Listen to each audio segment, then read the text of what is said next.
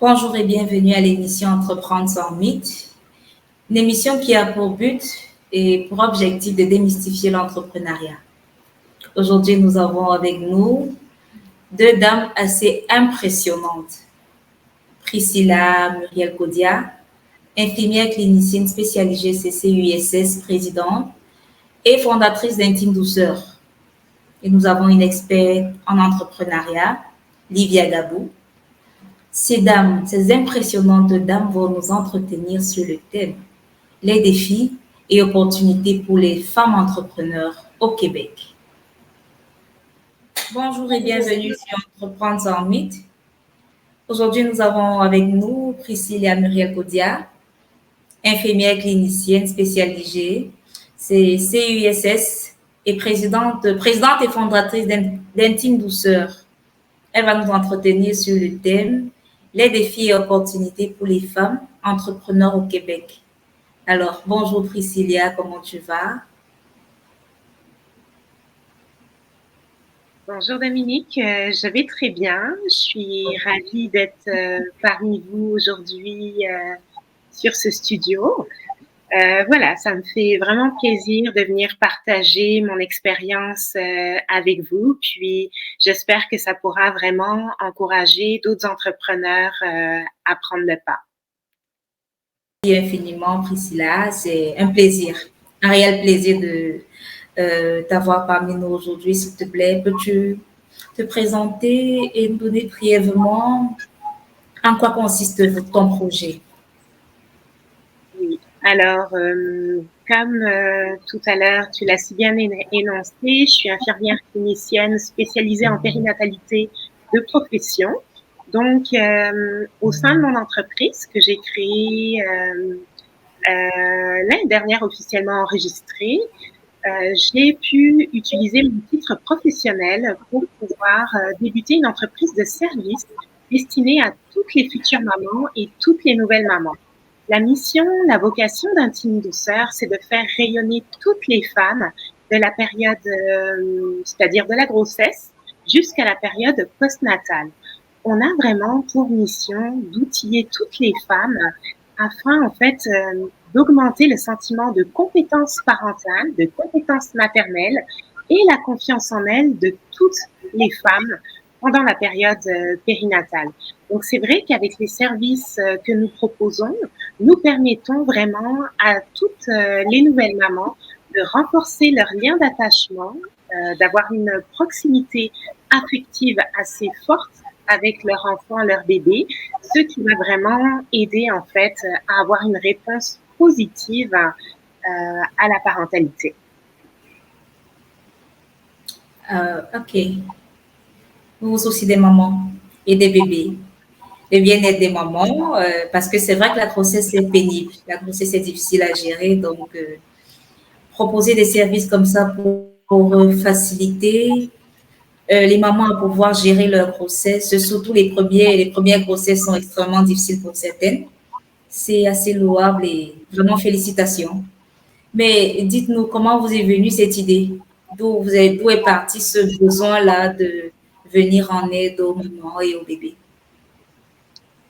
Je dirais que du plus loin que je me souvienne, depuis toute petite, je rêvais d'être infirmière et je disais tout le temps à mes amis, à ma famille, quand je serai grande, je serai infirmière pour les bébés. Donc c'est vrai que j'avais toujours eu ça en tête. Et puis c'est vrai que moi, en fait, je suis née en France, j'ai fait mes études en France et en France, on a un mode d'exercice qui est un petit peu différent du mode d'exercice qu'il y a ici au Québec où je vis actuellement. Ce qui signifie que en France, on peut être infirmière sans être attaché forcément à un centre hospitalier, c'est-à-dire qu'on est comme un petit peu autonome. On ouvre en fait des cabinets, des centres. Parfois, il y a des regroupements en fait de plusieurs infirmières, ce qui permet un petit peu de désengorger le système de santé et d'offrir en fait des soins plus personnalisés, adaptés à chaque famille. Donc sur ce modèle-là, c'est vrai que moi j'avais d'abord débuté un cabinet à Saint-Martin. C'est une île française et néerlandaise, juste en dessous des États-Unis. Et c'est vrai que j'avais vraiment une clientèle répondante aux services en fait proposés. Et là, ça m'a vraiment encouragée quand je suis arrivée au Québec en me disant ben pourquoi je proposerais pas la même chose parce que il y a énormément de besoins ici aussi au Québec. C'est juste que ce mode d'exercice n'est pas encore connu. Donc, il gagnerait vraiment à être connu pour vraiment offrir un soutien, un accompagnement à toutes les nouvelles mamans. Oh, wow. Vous avez importé une idée, votre vécu de là où vous avez fait vos études, vous avez grandi, vous avez exercé pour le Québec.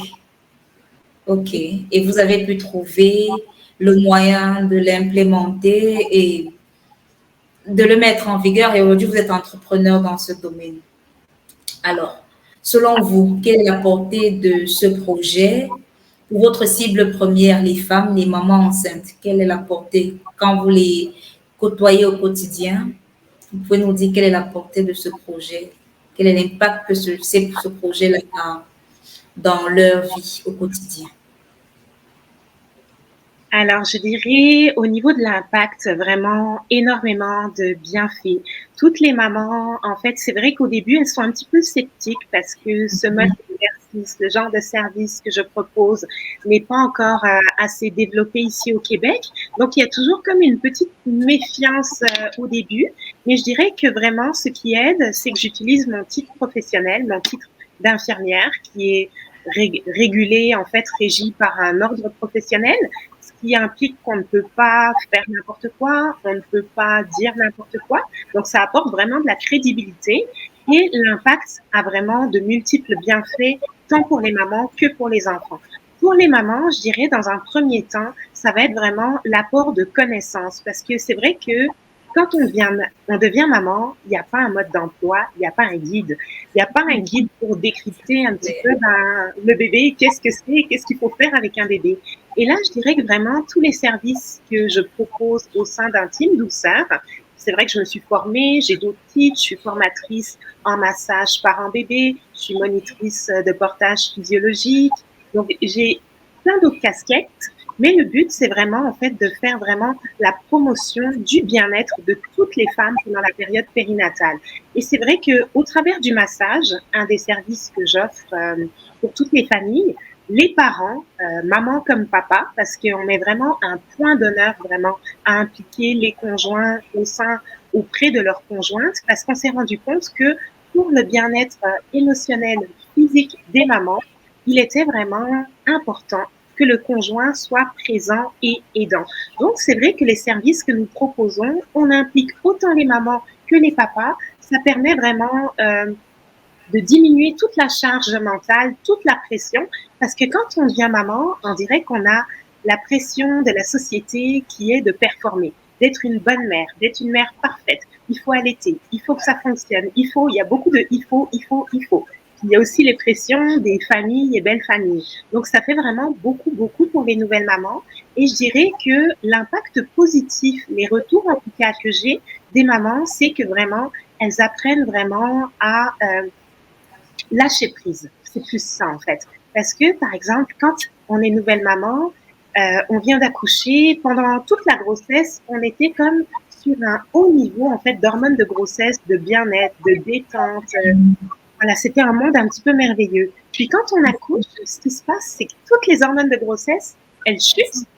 Et là, en fait, vu que les hormones s'en vont, les mamans se rendent compte qu'il y a ce qu'on appelle un petit peu le baby blues. C'est juste la chute des hormones et il faut que le corps se réadapte. Mais quand on n'est pas informé, en fait, de tous ces phénomènes qui vont se passer après l'accouchement, c'est ça qui fait qu'il y a beaucoup de dépression du postpartum, de baby blues, de sentiments d'incompétence.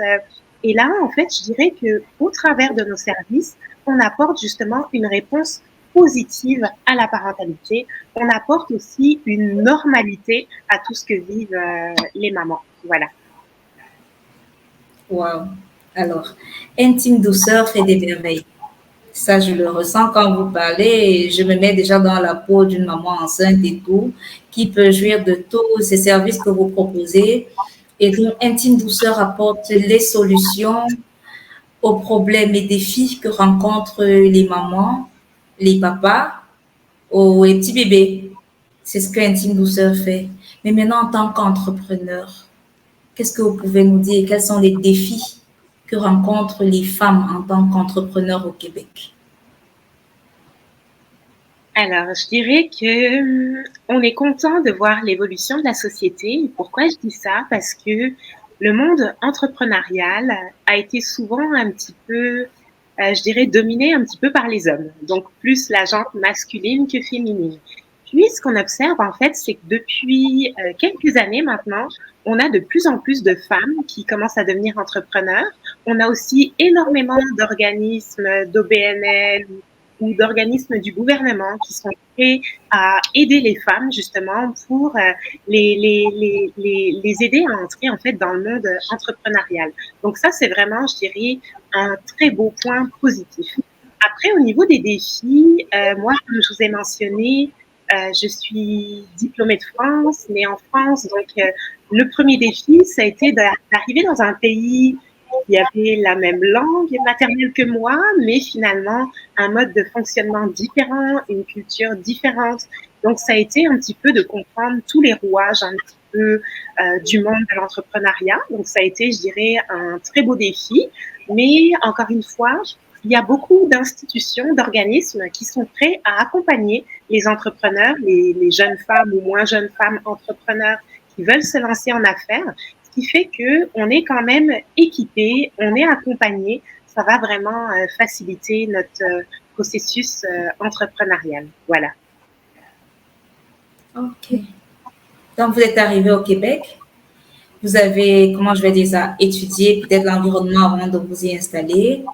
Et vous êtes arrivé, vous avez saisi les opportunités que proposait le Québec. Après, forcément, le fait de travailler déjà dans les hôpitaux, vous vous êtes saisi de votre environnement pour créer cette opportunité et mettre sur place Intime Douceur. Alors, si peut-être quelqu'un n'a pas la possibilité de suivre le même canevas que vous, quelles sont les autres opportunités dont peuvent bénéficier les femmes qui souhaitent devenir entrepreneurs au Québec?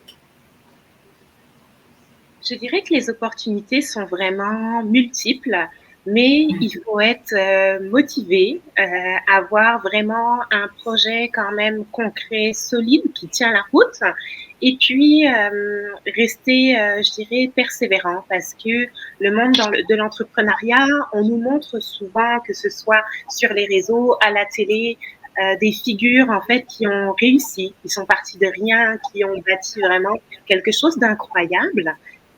Mais je dirais qu'il faut se souvenir que toutes ces personnalités, elles ont commencé comme vous et moi, de rien en fait, mais elles sont restées en fait motivées, déterminées.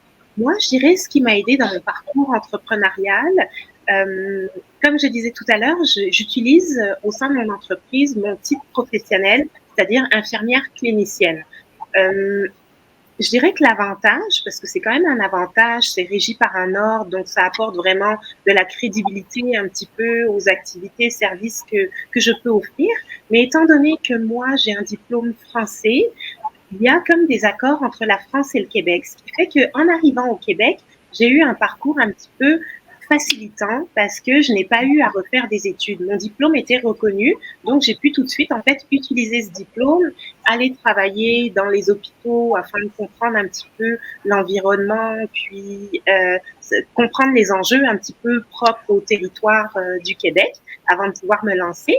Mais je dirais pour quelqu'un qui n'a peut-être pas cette facilité d'avoir un diplôme qui est reconnu, il y a quand même de nombreuses opportunités. Parce que comme je citais tout à l'heure, il y a énormément d'organismes qui sont essentiellement dédiés soit pour les femmes, soit pour les femmes afrodescendantes, soit pour les hommes, soit mixtes, entre guillemets, qui vont vous aider. Ce qu'il faut, en fait, c'est avoir un projet qui soit quand même viable, c'est-à-dire faire au préalable une étude de marché, s'assurer que l'étude de marché, bon, bah oui, ça peut aboutir, on peut aller quelque part avec ce projet, cette idée qu'on a. Et puis, suite à ça, si réellement vous arrivez au travers de votre plan d'affaires à convaincre une banque, une institution, là, en fait, tout va commencer à se mettre en place. C'est-à-dire que vous allez avoir des coachings, vous allez avoir en fait des organismes qui vont vous aider en fait à porter au départ ce projet. Et puis, les banques, par certainement des prêts, vont pouvoir vous soutenir financièrement pour mettre sur pied vraiment votre projet. Donc, je dirais que c'est vraiment un très bel endroit pour pouvoir investir, même si de base, notre diplôme n'est pas reconnu. Voilà. Ok, ok. C'est assez intéressant parce que ça me permet de me visualiser et puis je me dis, j'arrive.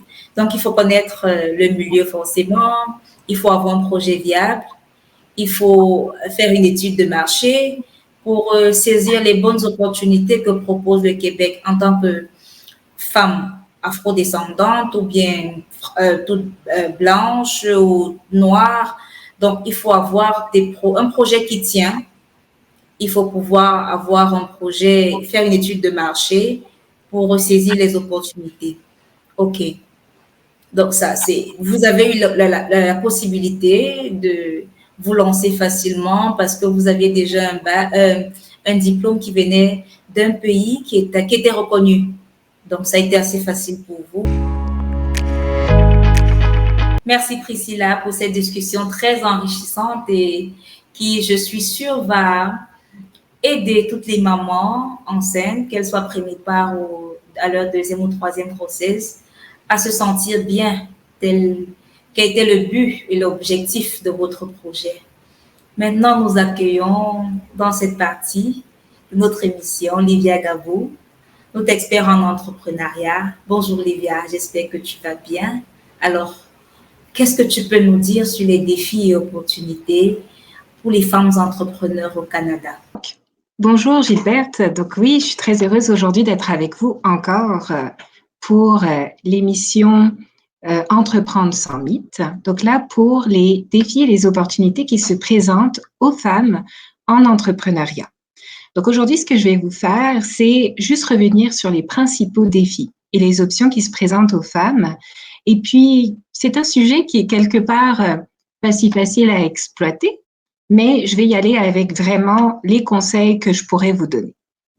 Donc, premièrement, quels sont les défis qui se présentent aux femmes? Le premier et le plus célèbre, c'est le fameux syndrome de l'imposteur, c'est-à-dire qu'on se dévalorise perpétuellement par rapport à ses compétences, qu'on n'ose pas dire qu'on est bonne. Bref, un conseil, et ça c'est très important dans le monde de l'entrepreneuriat, il faut toujours mettre de l'avant ses titres, ses diplômes, se respecter dans ça. Pareil, vos compétences que vous avez développées, n'ayez aucune honte de les mettre de l'avant. Aujourd'hui, le monde de l'entrepreneuriat est aussi en train de vivre une mutation, c'est-à-dire qu'on fait face au repreneuriat, c'est-à-dire la possibilité de reprendre des entreprises, mais il y a également le fait de développer sa propre compagnie. Toujours est-il que quand on choisit d'être une femme entrepreneur, il faut se dire qu'on fait face à ces défis traditionnels qui sont de sortir de sa zone de confort.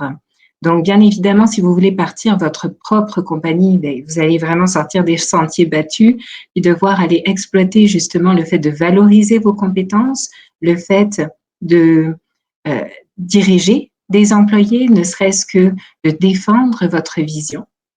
Et c'est important justement d'avoir confiance en soi, donc la valorisation de son expertise. Dans le cadre du repreneuriat d'entreprise, un autre critère qui est quand même important à prendre en considération, qui peut être un défi, c'est le fait qu'il faut de l'argent pour reprendre une entreprise. Et ce n'est pas nouveau de savoir qu'effectivement, une femme se retrouve toujours dans une situation un petit peu plus précaire qu'un homme. Donc, c'est très important et un conseil que je vous donne, gardez vos emplois. Attendez la dernière minute pour sortir de votre salariat afin de développer votre entreprise. Donc, ça, c'est important. Un autre défi, souvent, les femmes, on est considérées comme, on va développer des projets qui sont véritablement tournés vers les autres. Donc, on va nous cantonner dans certains secteurs d'activité. Mais je vous dirais que c'est faux. Vous pouvez aller développer, il y a toutes sortes d'expertises, toutes sortes d'industries qui ont effectivement besoin de votre expertise. On est toujours beaucoup aussi en mode solution dans la vie. Donc, pourquoi pas essayer de trouver des solutions à des problématiques rencontrées par nos clients. C'est effectivement la définition de l'entrepreneuriat. Trouver des solutions à des problématiques pour une clientèle.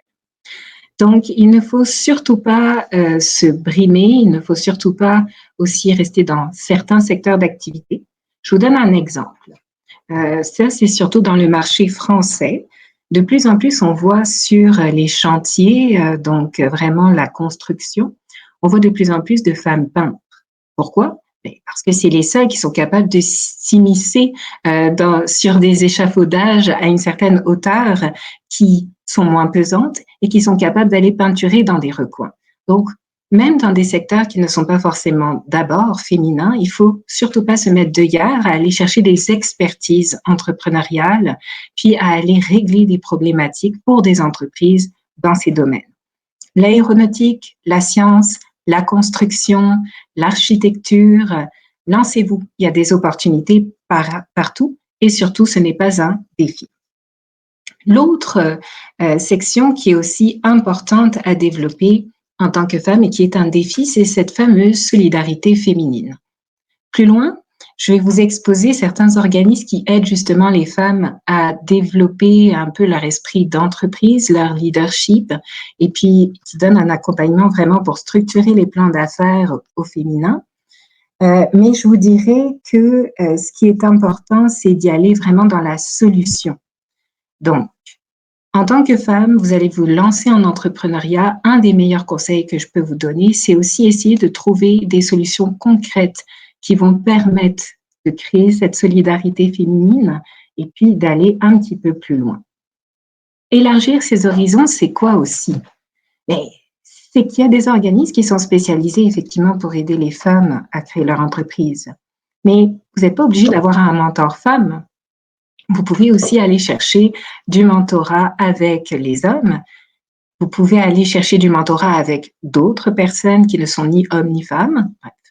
Donc, surtout de s'ouvrir à la différence, continuer à être dans un état d'esprit, c'est ça, ouvert, élargir ses horizons et ne pas hésiter à demander un support à n'importe qui. Les parties prenantes les plus intéressantes, regardez ce qui se passe sur le marché, aussi bien dans l'univers masculin que dans l'univers féminin, et surtout mettez-le à votre sauce.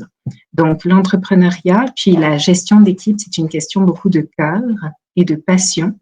Il n'y a pas vraiment d'entrepreneuriat au féminin ni d'entrepreneuriat au masculin. C'est juste une question de qu'est-ce que vous avez envie d'offrir au marché, quelle est l'expérience que vous voulez offrir à vos employés, puis comment vous pouvez utiliser vos forces pour pouvoir concrètement les exprimer en entreprise. Donc, comme je le disais, les principales opportunités qui vont s'ouvrir aux femmes, je vais vous donner concrètement les différents organismes qui se présentent et qui soutiennent l'entrepreneuriat féminin au Québec. Donc, vous allez avoir l'École des entrepreneurs du Québec qui offre du soutien aux femmes entrepreneurs. Le gouvernement du Québec également, sur son site, peut vous donner toutes sortes de ressources, que ce soit des subventions, des parcours auprès d'organismes qui offrent également du soutien pour les femmes. Vous avez l'entrepreneuriat féminin à Québec qui est expliqué par le Fonds d'emprunt du Québec également, avec leurs solutions. Les SADC, les CAE, ont des programmes spécifiques pour les femmes entrepreneurs. Bien sûr, un réseau incontournable, c'est le Réseau des femmes d'affaires au Québec, le RFAQ, qui va vous permettre aussi de développer votre réseau, de développer votre leadership et notamment qui met en place très récemment des plateformes pour permettre et favoriser l'entrepreneuriat au féminin. Vous allez également avoir le gouvernement du Canada qui va avoir toutes sortes de supports et de subventions qu'il va mettre en place sur son site Internet. Vous trouverez encore pour l'École des entrepreneurs du Québec le parcours FAIR, donc parcours pour femmes entrepreneurs plus spécifiquement. Et bien sûr, il y a d'autres types de prêteurs, la Banque du développement du Canada qui a des prêts pour des femmes entrepreneurs. Vous allez avoir aussi le parcours EVOL, ça qui aide aussi les minorités, femmes, et puis issues également de la diversité. PME Montréal qui va vous offrir toutes sortes de ressources pour femmes entrepreneurs également. Et bref, il y en a, je passe et des pas mûrs là. Bon. Vous allez avoir Centre d'entrepreneuriat féminin du Québec, le CEFQ. Ça, c'est pour l'initiative, l'organisation Entreprendre ici. Bref, tout ça pour vous dire qu'en gros, il y a beaucoup de ressources. Vous allez voir, l'entrepreneuriat au Québec, on peut trouver énormément d'aides disponibles. Justement, notre entrepreneuse Priscilla vous en parlait précédemment. Mais la plus grosse ressource, la plus importante à développer, c'est vraiment vous, votre cœur, votre passion. Essayez de créer l'entrepreneuriat à votre sauce. Vous êtes une femme pas féminine, allez trouver quand même comment vous exprimer sur le marché. Il y a beaucoup d'entreprises à reprendre dans des secteurs aussi bien masculins que féminins. Puis, sachez toujours que se lancer en affaires, on peut être enclin à vivre une sorte de précarité dans les premiers temps. On peut être mère, femme, noire, blanche, issue des minorités, handicapée. Bref, on peut avoir toutes sortes d'handicaps, mais si vous laissez parler votre cœur, vous allez réussir à trouver le meilleur modèle d'affaires qui va pouvoir répondre à vos besoins.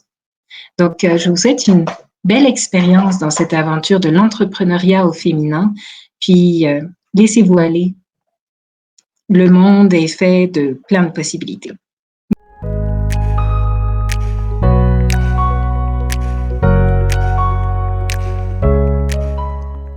Du coup, il y a beaucoup de mamans qui profitent des services d'intime douceur. Donc, je souhaiterais, s'il vous plaît, en dehors du massage, quel autre service est, je vais dire, le plus sollicité ou bien, selon vous, apporte le plus de bien-être aux mamans enceintes service que propose Intime Douceur? En dehors du massage, bien sûr, parce que vous m'avez parlé du massage et puis je visualise un peu ça. Mais en dehors du massage, quel autre service propose Intime Douceur? Mais c'est vrai que pour rebondir sur le massage, je dirais que c'est vraiment celui qui est très, très, très demandé parce qu'en fait, au travers des ateliers, les mamans apprennent vraiment beaucoup de choses, apprennent à comprendre leur enfant, apprennent en fait à respecter leur enfant et il y a de multiples bienfaits, impacts dans la sphère familiale et au sein de toute la société. Ensuite, on propose également des ateliers portage physiologique. Donc, on apprend aux mamans, aux papas ou aux intervenants en périnatalité comment nouer une écharpe, c'est-à-dire c'est un grand pan de tissu qui peut faire jusqu'à 6 mètres, comment l'attacher de manière sécuritaire pour pouvoir porter son enfant, avoir son enfant sur nous. C'est vrai qu'en Afrique, on voit beaucoup le pagne et puis les enfants sont beaucoup portés au dos. Ici, je dirais que cette pratique, on la voit un petit peu, mais que, par exemple, des personnes afrodescendantes africaines à qui on a déjà enseigné comment nouer le pagne. Je dirais que le pagne, il n'est pas encore, je dirais, autorisé par Santé Canada. C'est-à-dire, il faut qu'il soit testé. On s'assure que le morceau de tissu est sécuritaire, qu'il ne va pas se déchirer pour pouvoir porter un enfant. Donc ici, on a plein de compagnies québécoises ou internationales qui proposent justement de très beaux morceaux de tissu. Et moi, j'apprends justement à toutes les familles ou à toutes les personnes intéressées comment porter bébé, que ce soit en ventral, que ce soit sur le côté ou que ce soit au dos, de manière sécuritaire. Voilà, parce qu'on vise la sécurité avant tout. Ensuite, dans les autres services, il y a aussi tout ce qui est allaitement maternel. Donc moi, j'ai énormément de formations en allaitement maternel et je donne donc des consultations pour toutes les nouvelles mamans. Pour certaines, ça semble un petit peu inné, mais pour d'autres, en fait, pareil, l'allaitement, il n'y a pas de mode d'emploi. Donc, c'est vrai que pendant toute la grossesse, le corps se prépare à allaiter le bébé, mais parfois, il y a des petites difficultés qui peuvent survenir. Et quand il y a des petites difficultés, ben voilà, on peut me contacter, je peux me déplacer soit au domicile, soit on peut faire des consultations aussi en visioconférence pour essayer de trouver le problème, de modifier, corriger, afin que l'allaitement maternel fonctionne entre maman et bébé. Puis ensuite, c'est tout, je dirais, tout ce qui est préparation à l'accouchement, préparation à l'arrivée de bébé. Donc, ça peut être des cours prénataux. C'est vrai que le gouvernement, ici, on a la chance d'avoir un gouvernement qui offre des cours gratuits de préparation à la naissance, mais je dirais que c'est plus un petit peu général. Le fait de prendre les services Intime Douceur, c'est la garantie d'avoir des services vraiment adaptés à votre besoin, de répondre vraiment clairement aux besoins des parents. Voilà, parce que les besoins sont uniques à chaque famille. Oui, les besoins sont propres à toutes les familles, à toutes les mamans, à toutes les grossesses, au nombre de grossesses, parce que une prémipare ne va pas avoir les mêmes besoins qu'une maman qui a déjà eu 2 enfants, qui est déjà passée par là une ou 2 fois. Donc, les services seront forcément différents. Alors, en tant qu'entrepreneur, on court beaucoup, on marche, on est up and down. Alors, est-ce que vous êtes basket ou bien vous êtes talon côté vestimentaire? C'est une très bonne question. Je dirais que par rapport au monde entrepreneurial, je suis plus talon. Puis je trouve vraiment que c'est très classe de voir une femme en talon. Ça donne un port un petit peu différent, donc beaucoup plus élégant. Donc j'aime beaucoup, beaucoup les talons. Mais pour autant, je dirais qu'une femme peut être tout aussi élégante en basket, parce qu'il m'arrive parfois d'être en basket, mais ce sont des baskets qui sont quand même assez habillées, puis c'est tout aussi élégant. Surtout avec votre métier, monter, descendre, quitter l'hôpital, aller en consultation externe et tout, j'imagine qu'il faut beaucoup vous mouvoir. Et forcément, si vous avez déjà pris l'habitude avec les talons, avec les baskets, ce sera encore plus facile. Alors, en tant qu'entrepreneur, Priscilla, quelles sont les tendances du marché que vous suivez le plus? Alors, les tendances du marché, je dirais, étant donné que j'utilise mon titre professionnel d'infirmière, je me dois de rester vraiment informée de toute la dernière actualité, des choses en fait qui sont devenues obsolètes et de celles qui sont vraiment les dernières recommandations. Donc, je vais beaucoup suivre tout ce qui est recommandations de l'OMS, de l'UNICEF, après les recommandations de Santé Canada par rapport aux médicaments pour mieux conseiller les mamans. Parfois, c'est vrai que je peux être amenée à faire certaines prescriptions aussi, donc il faut vraiment que je sois informée au courant des dernières actualités. Puis, je dirais aussi, après, je suis beaucoup sur les réseaux sociaux. Je vais regarder les derniers trends, ce qui se fait un petit peu, parce que c'est vrai que en tant qu'entrepreneur, c'est important d'avoir de la visibilité. Donc, c'est important aussi de savoir comment créer, en fait, comment mettre en place cette visibilité, parce qu'il faut pas faire n'importe quoi. Donc, c'est vrai que je suis beaucoup sur les réseaux en train de regarder, bon, bah, qu'est-ce qui se fait? Ah, ben, je peux peut-être m'en inspirer un petit peu pour faire quelque chose aussi de captivant pour l'audience. Donc, oui, c'est ça aussi.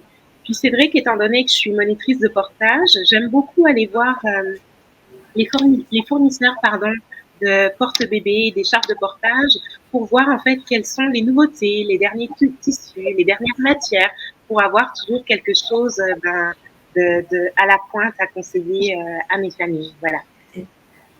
Oh, wow.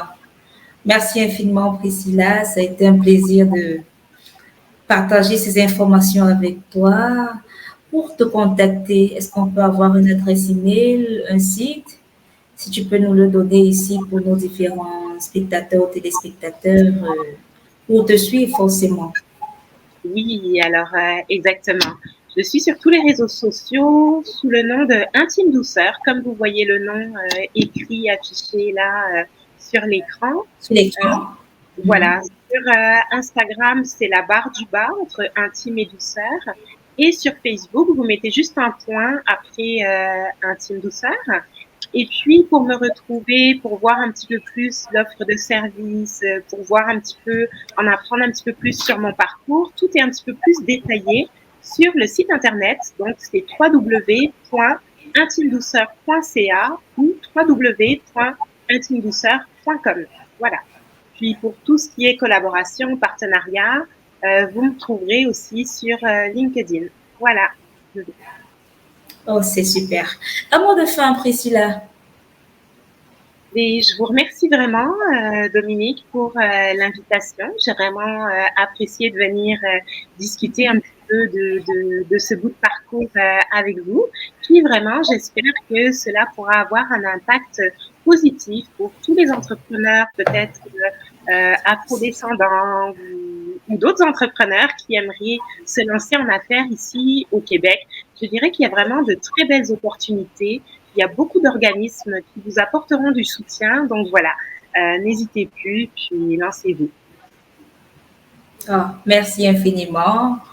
Merci Priscilla, beaucoup de courage pour la suite de vos activités. Parvenu au thème de cette émission, Entreprendre sans mythe, qui a pour objectif de démystifier l'entrepreneuriat.